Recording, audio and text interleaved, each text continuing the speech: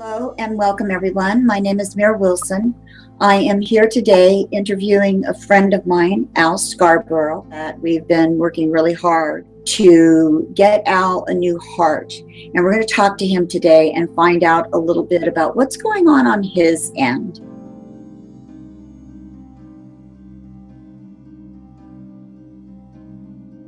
I was in Iraq working for the government on various projects.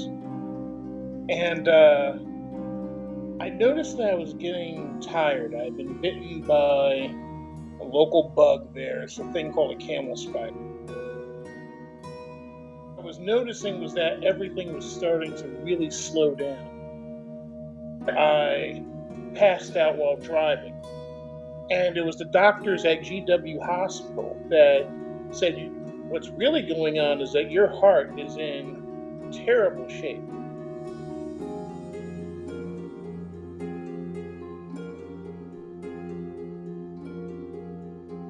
And found out that my heart was only working between 5 and 10% of what a normal person's heart is. I was told by the doctors that my heart was not going to get better, that I was at an end stage point, and I'm like, when you hear end stage, it freaks you out.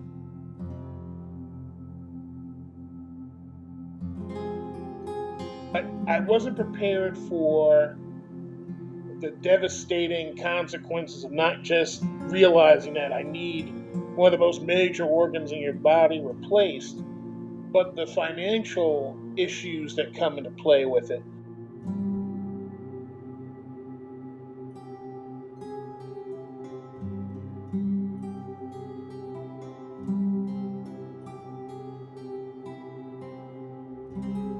So it's a thing where I'm shackled by a multitude of things.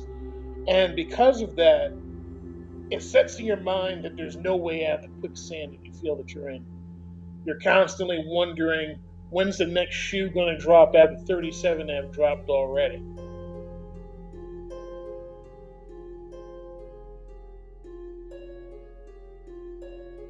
I'm at that precipice now where the stuff is no longer doing what it's supposed to do. I need to get a new heart. I need to lose weight because I haven't moved as a consequence of this stuff. I can't go to the gym, can't run a few miles.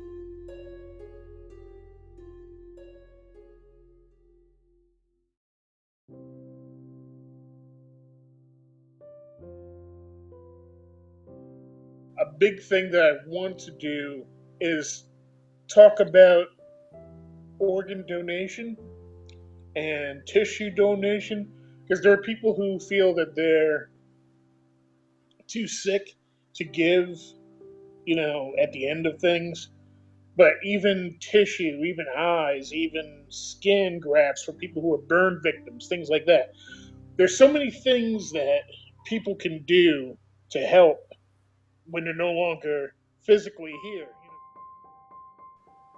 Since my great love is gaming and Star Wars and Star Trek and stuff like that, I hope to live long enough to see the trilogy end with The Force Awakens and stuff like that. I was very happy to be able to see the first film. I want to make some connections to people who I haven't seen or talked to in a very long time. Because I've lived in I was very comfortable in my solitude for the most part. And the way that I've lived life is now becoming an indictment on that type of living. We're social beings. And by being so isolated and insular, I think that's precluded a lot of support that I could have had from the beginning of all this. I went through a little bit of a mini crisis this early part of this week where I really felt the solitude of the way I chose to live. And it's a thing where I sat back and like, who's going to think about me once I'm gone? And it was sobering. It was depressing. And it was a thing where I hope that no one goes through the feelings that I went through. But it was a thing where wondering where you fit in the grand scheme of things. A very humbling experience, and it's too bad that a damaged heart had to bring me to think about those things. But if you, I think that type of living came from the fact that I lost a lot of family members as a young kid.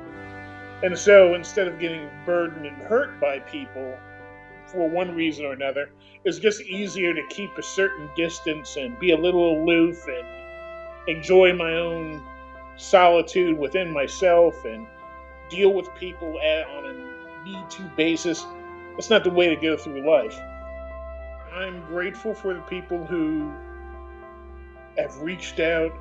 Some people I have just met, some people I've never met, some people are voices from a past that I had completely moved, I thought I had moved away from years ago. And realizing that there are still people who remember me and still think about me is humbling. It's where you don't think that you had any impact and you find out that you did.